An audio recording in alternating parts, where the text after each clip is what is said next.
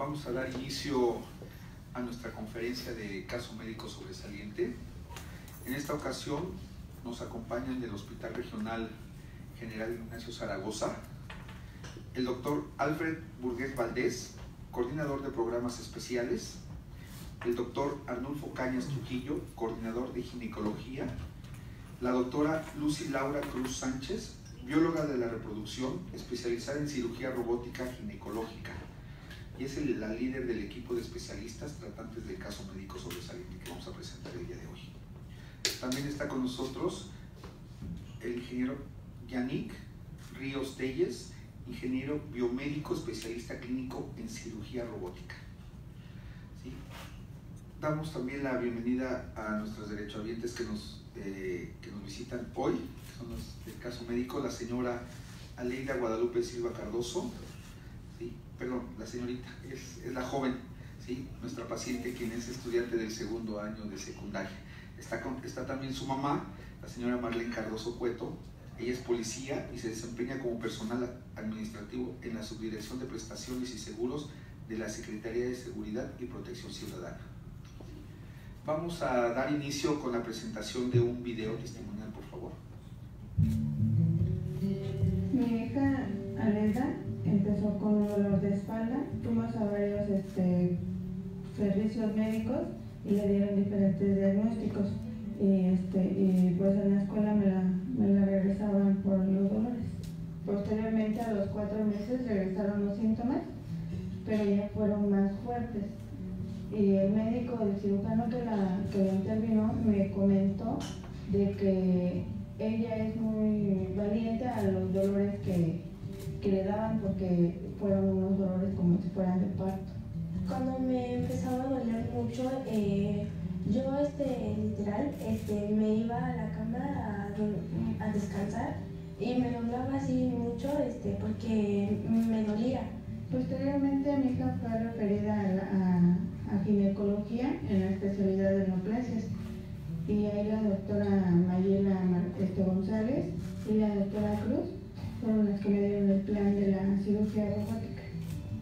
Sin embargo, pasado unas horas me llaman y me dice la doctora que encontraron que mi hija tenía 2 úteros. Me dijo que corría muchos riesgos de que se perforara su riñón, porque nada más tiene un riñón, se le perforara su uretra, se le perforaran los intestinos, se le podía perforar la vejiga o hasta el mismo útero que tenía bien. Entonces yo les dije a la doctora que yo autorizaba todo lo que fuera necesario por la vida de mi hija.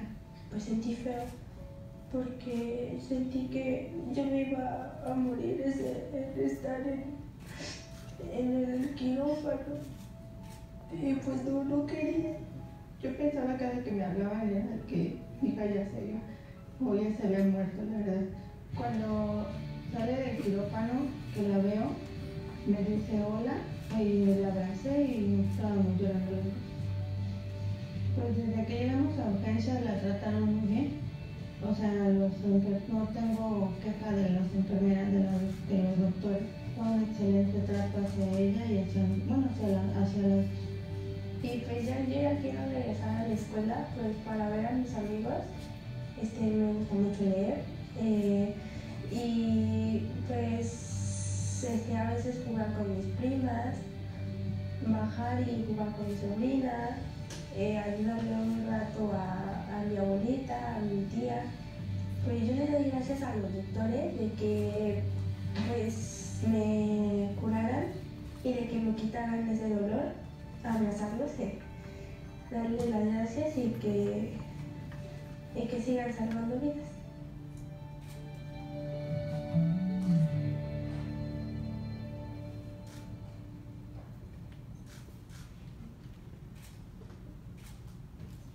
Bien, pues ahora vamos a escuchar la presentación por parte de la doctora Lucy Laura Cruz.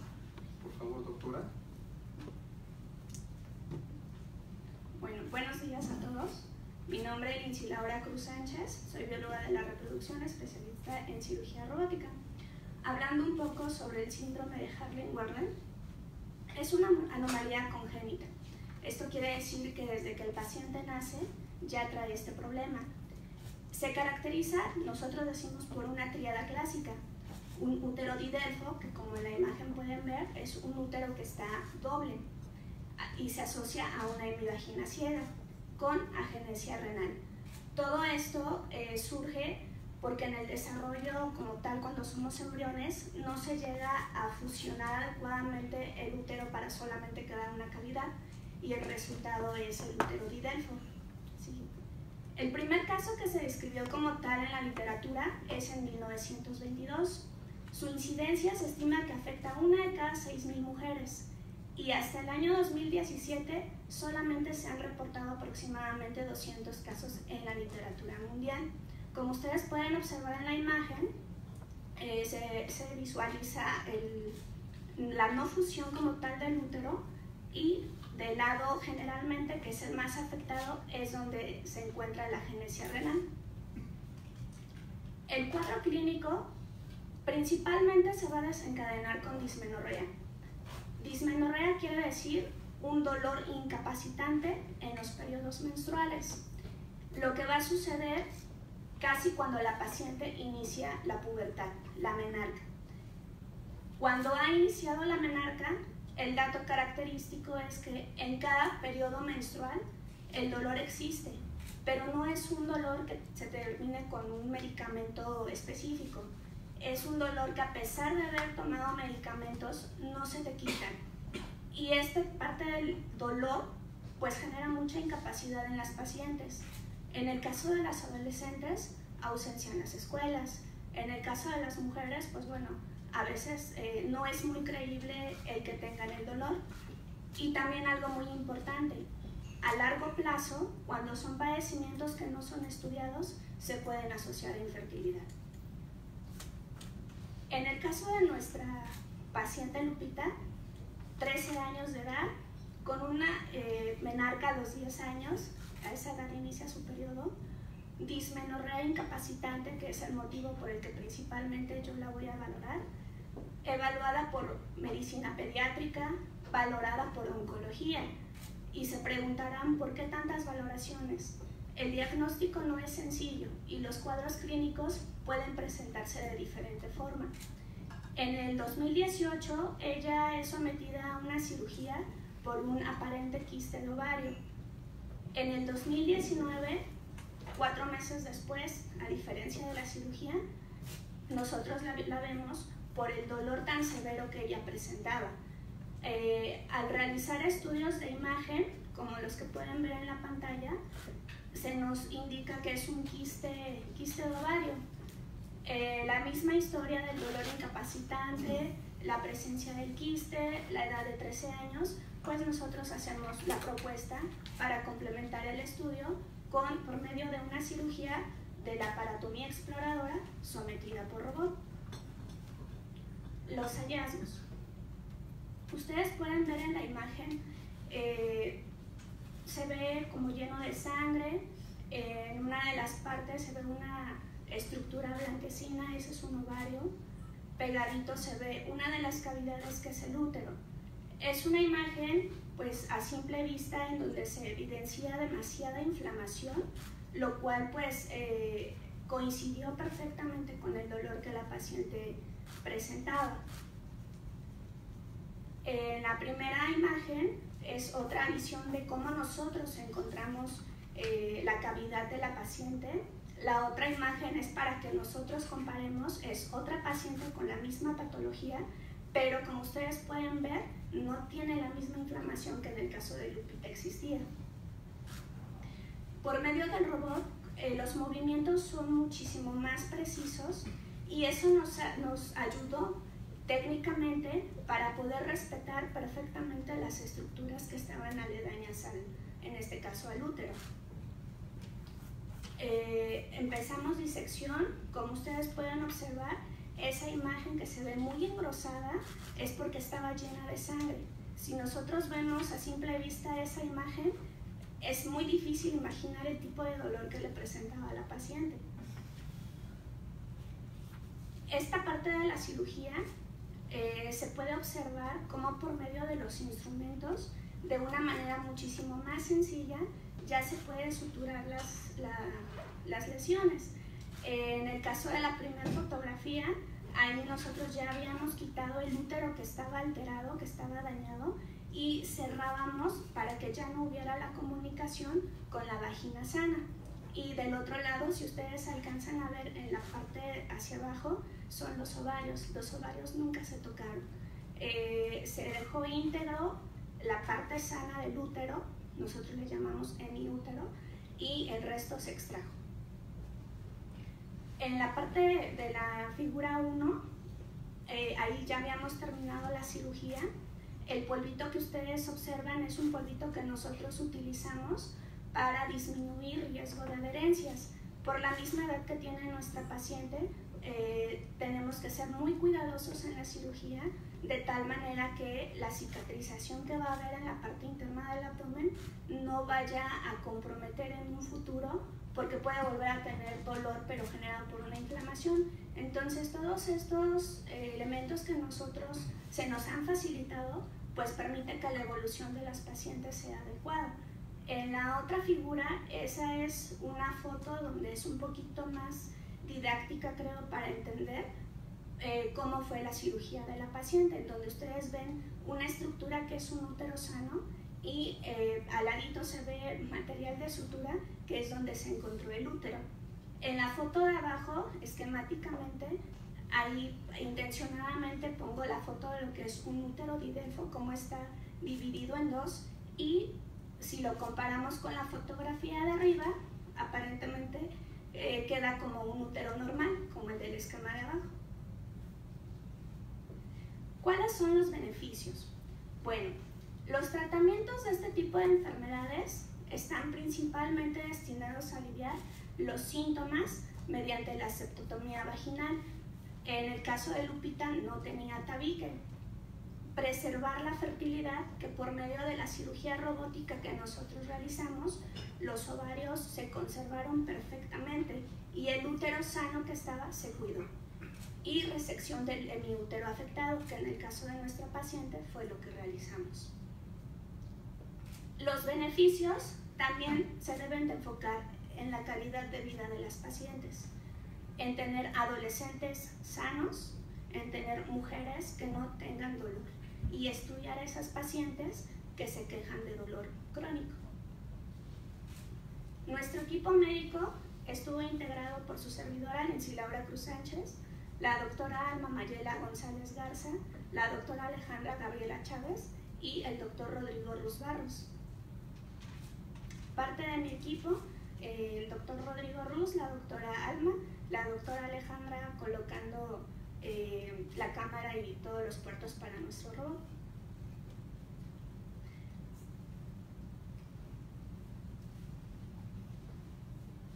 ¿Continuamos?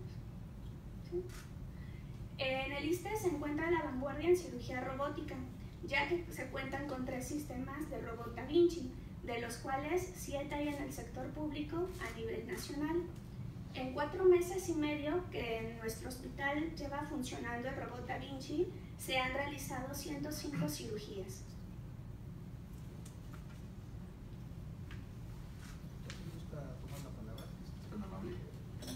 Sí, muchas gracias. Soy el doctor Alfred Burgess, soy el coordinador de programas especiales, cirugía robótica y cirugía bariátrica del Hospital Regional Ignacio Zaragoza. Para poner un poquito en contexto a nuestro hospital, el programa de cirugía robótica tiene diferentes especialidades actualmente en este momento. Las especialidades que ahorita están funcionando con el sistema del robot Da Vinci es urología, ginecología, cirugía bariátrica y cirugía general. En cuanto se estima que el cierre del año del 2019 podamos haber ya realizado 320 procedimientos. En un futuro se incorporarán al programa de especialidades la especialidad de cirugía oncológica como tal, cirugía de tórax y cirugía pediátrica. Llevamos hasta el momento 105 casos de cirugía del 15 de noviembre del 2018 a la fecha. Para poner un poquito en contexto al Hospital Zaragoza, se encuentra en la zona oriente de la Ciudad de México y su área de influencia es todo lo que es la zona oriente, el Estado de México y el Estado de Chiapas. Es de donde nos refieren a los derechohabientes a nuestros pacientes en el hospital. Agradecemos mucho su atención. Muy bien, doctor, muchas gracias por su participación. Ahora le vamos a dar la palabra a la señora Marlene Cardoso. ¿Es tan amable? Muy buenos días. Pues yo nada más tengo que agradecerle a la doctora. Fueron unas horas muy intensas de estar ahí esperando la respuesta de los médicos, pero muchísimas gracias, doctora. Como le dije en su momento, la vida de mi hija está en sus manos y le doy gracias por haberme dejado bien, sin dolor. Y pues no tengo palabras para decirle y agradecerle a todos. Muchísimas gracias a todos y pues no tengo palabras, la verdad, por la cuestión de que llegué al ISSSTE. Desde que llegó ella me la trataron muy bien desde urgencias hasta que se terminó el procedimiento de la cirugía del día 14 de febrero. Pero muchas gracias. Bien, muchas gracias, señora. Ahora vamos a ver si Aleida nos quiere decir algo.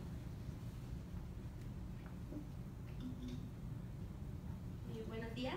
Yo solamente quiero agradecerle a la doctora, a los doctores, que me haya quitado el dolor. Y pues gracias a ellos estoy aquí ahorita compartiéndoles mi caso. Tampoco tengo palabras para agradecerles. Gracias, doctora.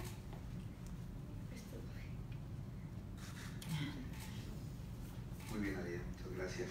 Pues ahora sí, a nuestros compañeros de los medios que quieran hacer alguna pregunta, les pido por favor que nos diga su nombre y su medio, si están amables. Sí, mi nombre es Jaime Arismendi, de la Agencia Informativa Gol México. Pues dos preguntas. Me llama mucho la atención este éxito, no lo conocía yo, no conozco mucho del esquema del sistema de salud en México y sus avances. Normalmente en los medios hablamos de los problemas más que de estos casos de éxito.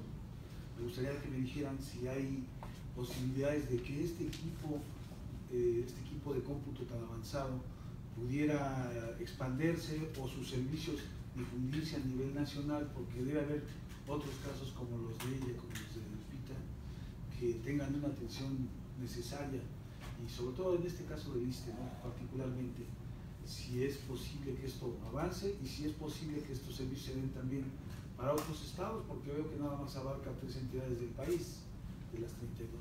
Gracias por su respuesta. Sí, por supuesto. En el instituto existen 3 equipos ya montados. Hay 2 equipos en el Centro Médico 20 de Noviembre y un equipo en el Hospital Ignacio Zaragoza. Es algo muy, muy interesante porque esta tecnología de punta, en el caso del Hospital Zaragoza, está disponible para la población más vulnerable.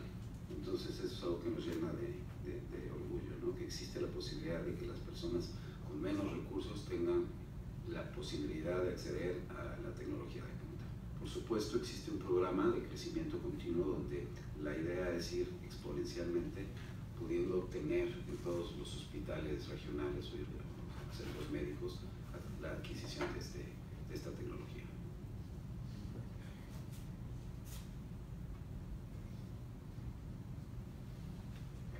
¿Alguien más? Araceli Aranda, gracias. Araceli Aranda, en Canal 11. Preguntarle, dio la cifra de 1 de cada 6,000 mujeres. Doctora, ¿esta cifra es mundial o es en el país?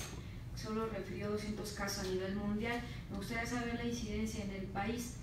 Dice que de no haberse atendido se perforan los órganos. En palabras coloquiales que podamos entender, ¿por qué se llegan a perforar los órganos con este padecimiento? También preguntarle, bueno, esa es otra pregunta que quisiera hacerla después porque es de otro tipo. Gracias. Ok. Sí, la incidencia a nivel México no se conoce. La incidencia que yo presenté es la incidencia que está descrita en la literatura mundial. Yo no tengo duda que existan más casos, sin embargo no todos están reportados. En México no encontré como tal una cifra de cuántas pacientes hay, pero incluyendo este caso está próximo a publicarse también.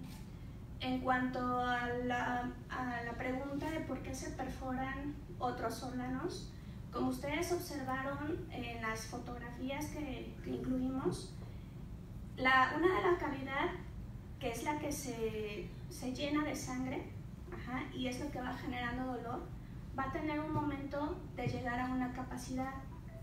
O te genera más dolor, o se puede llenar de pus, y eso al reventarse ocasiona lesiones en órganos vecinos. Por eso es la importancia de elaborar para nosotros una adecuada historia clínica y una adecuada evaluación para los pacientes. Ahora, habían comentado que la habían tratado por un tumor, que siempre no tuvo, o que sí tuvo, y es de difícil diagnóstico este síndrome. Sí, ella tiene antecedente de haber sido valorada por pediatría, por un aparente quiste de ovario, incluyendo, cuando revisamos el expediente tuvimos que pedir una valoración por el servicio de oncología porque algunos marcadores que nosotros necesitamos para estudiar eran muy elevados. Oncología la revisa y se patología benigna, y es cuando nosotros proponemos la cirugía. En las imágenes que se observan en radiología, de verdad simula como si fuera un quiste. 13 años, casi siempre nos vamos por lo más frecuente. Es muy difícil que tú tengas un paciente y pienses en algo muy raro en un paciente, o sea, vamos como que de lo más común. Por eso es que ya se estuvo estudiando mucho tiempo como un quiste. Cuando nosotros hacemos la propuesta del tratamiento, la parotomía exploradora, es precisamente para eso. Cuando tú encuentras un quiste, puedes terminar quitando ovarios, puedes terminar quitando matriz, dependiendo de los hallazgos que hagas tú en la cirugía. Son casos muy complicados para poderlos reconocer de primera mirada. Incluso nosotros que somos más especialistas como ginecos, biólogos de la reproducción, lo vas pensando de acuerdo a datos clínicos del paciente, pero sí en ocasiones, de hecho, mucha de la literatura que he reportado, muchos de los casos que se han reportado son pacientes que llegaron con mucho dolor, que se les reventó la pus y tienen que entrar a una cirugía de urgencia. Y es en ese momento cuando se hace el diagnóstico. No es un diagnóstico sencillo. Muy bien, Susana. Sí, gracias. Buenos días, Susana López Peña de Televisa.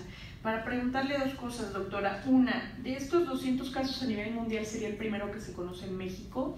Segundo, si esto no se puede detectar desde incluso, no sé, el embarazo de la propia madre, porque cuando a uno le hacen un ultrasonido, pues se observan ya las condiciones del propio feto, pues, o sea, no se pudo haber visto desde ese momento, porque digamos que el diagnóstico tiene que tardar tanto, si a lo mejor en algún momento de la vida del paciente se puede tal vez observar esta diferencia. Y lo tercero, si después de que me conteste Aleida nos puede decir, veo que se hace mucho énfasis en el dolor, ¿qué tanto era? Si nos puedes contar, digamos, cuál era porque en el boletín viene pues que era discapacitante, entonces para que nos puedes contar un poquito y la gente se dé cuenta de realmente cómo es que cambia esta parte de sufrir un inmenso dolor y ya no tenerlo. Si nos puede contar primero la doctora, gracias. Claro, la incidencia en México, considero que sí hay casos reportados, incluso hace 2 años aproximadamente yo reporté un caso parecido como ese que son las imágenes que integré ahí, y en el caso ahorita de Aleida sería mi segundo caso en el cual yo participo. Sí hay, por supuesto que sí hay. Yo considero que es pues por la sintomatología o a veces que el paciente ya no acude a un médico más especialista, pues tal vez los tratamientos se quedan en los lugares, ¿no? El control prenatal es una parte muy importante en el embarazo. En la actualidad existen muchos estudios que se especializan en la detección del feto. Pudieras localizarlo, sí, pero en ocasiones, y bueno, lo que yo he revisado más de la literatura, el paciente es asintomático. Inicia como tal la sintomatología al desencadenar menstruación. Hay reportes también de pequeñitos, bueno, pequeñitas, que solamente se caracteriza por presencia de tumor en el abdomen. Nosotros a las bolitas les llamamos tumores, ¿no? Entonces la mami detecta un tumor en la pancita y bueno, se van estudiando los pacientes. El cuadro clínico va dependiendo mucho de lo que el paciente te manifieste y el diagnóstico también lo vas enfocando dependiendo de edad y lo que el paciente te está refiriendo.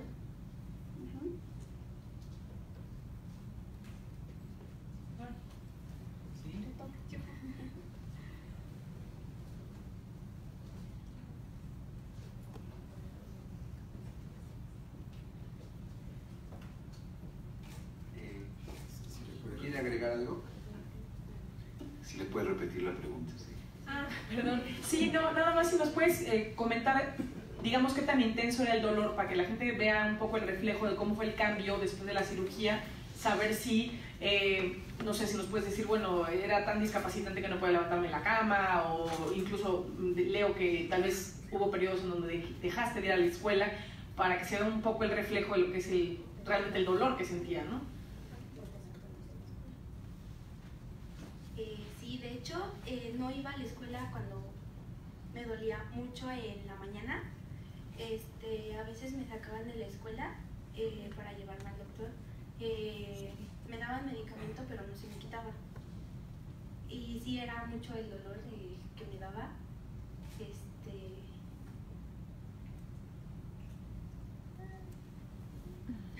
Sí, quedaba, pues del dolor me quedaba en la cama en vez de hacer mis actividades. Bien. ¿Alguien más que quiera hacer alguna otra pregunta? Por favor. Cristina Sánchez, Agencia F. A la señora también preguntarle un poco sobre cuál fue como todo el proceso que tuvo que pasar para llegar al diagnóstico. ¿A cuántos doctores fue? ¿Cuántos meses pasaron para que pudiera pues llegar a este diagnóstico y a curar a su hija? Sí, ella desde agosto del año pasado empezó con molestia de dolor de espalda. Y de hecho en la escuela se iba a la escuela temprano y me hablaban de la escuela diciendo que fuera por mi hija porque tenía mucho dolor en su espalda. Entonces íbamos por ella. Bueno, yo trabajo, entonces iba uno de mis hijos por ella y me decía, mamá, la voy a llevar al doctor. La llevaron al hospital del ISSSTE de Chalco, pero le diagnosticaron una infección en vías urinarias. Le dieron medicamento, pero pues su dolor era en aumento. La llevé a un servicio particular. Igual me dijeron que tenía obstruido el intestino, que por eso era el dolor del abdomen. Pero también le dieron medicamento y su dolor era más frecuente y más incapacitante. Después la volví a llevar al ISSSTE de Chalco. El médico de los que está de guardia sábado y domingo me dio el pase para el ISSSTE de Zaragoza, a urgencias. Entonces yo le daba medicamento ya muy fuerte, que se le quitaba el dolor después de casi mediodía, pero pues tengo que irme a trabajar y pues ya no la podía yo llevar. Pero cuando yo la llevó mi hijo, llegaron a urgencias y fue cuando, antes de llegar a urgencias, la llevaron a un médico particular de un similar y el doctor le mandó a hacer un ultrasonido y fue donde detectaron que tenía un quiste ovárico. El doctor le dijo, llévesela, si tiene seguro, llévesela al seguro para que la intervengan, porque sí estaba muy grande. Y se la llevaron al ISSSTE, yo la alcancé allá, salí de trabajar, la alcancé allá, y de ahí fue donde la internaron en pediatría. El doctor le practicó una cirugía, pero a los 4 meses volvió a regresar el dolor. Y contactamos a la doctora, pasamos por varias interconsultas de neoplasia, de displasias, hasta que llegamos con la doctora Cruz, y no dio la opción de la cirugía robótica. Entonces sí fue el proceso que fue el día 14 de febrero. Sí, bien, sí, por favor, doctor, adelante. Si se me permite hacer una consideración al respecto de su pregunta. Al ser una patología rara, el diagnóstico y el manejo es de tercer nivel en cuanto a calidad de atención médica. Es muy difícil que en centros de salud, en consultorios, pues tengan la capacidad de poder realizar diagnósticos. Entonces, esta patología debe ser diagnosticada y manejada en hospitales de tercer nivel, como es el caso del Hospital de Zaragoza. Muy bien, gracias. ¿Quieres preguntar algo? Sí, gracias. Con el permiso de la paciente. Sé que no es su especialidad, pero sí su expertise en medicina general, y debido a la coyuntura que se está viviendo ahorita sobre el volcán que entró en fase 3, ¿pudieran darnos alguna recomendación a alguno de ustedes para las poblaciones aledañas? No salir, no cubrirse, ¿alguna recomendación para este tipo de poblaciones que están viviendo en las faldas del volcán? ¿Alguno de ustedes quisiera, por favor? Bueno, pues creo que continuamente estamos en contingencia al respecto del volcán, y continuamente los medios de comunicación, ustedes nos hacen el favor siempre de estar orientando a la población. Entonces básicamente son las mismas medidas que hemos venido escuchando todo el tiempo, ¿no? En el momento en el que hay desprendimiento de cenizas, etcétera, etcétera, tratar de no salir al exterior, siempre usando cubrebocas, barrer bien las calles y banquetas, las alcantarillas, etcétera, etcétera, y estar siempre pendiente de las notificaciones de Protección Civil y los medios de comunicación, que son quienes monitorean esto de una manera muy efectiva, ¿no? Muchas gracias, doctor. ¿Alguna pregunta más? Pues bueno, queremos agradecer a los representantes de los medios de comunicación y por supuesto aquí a nuestros derechohabientes. Muy amables, gracias.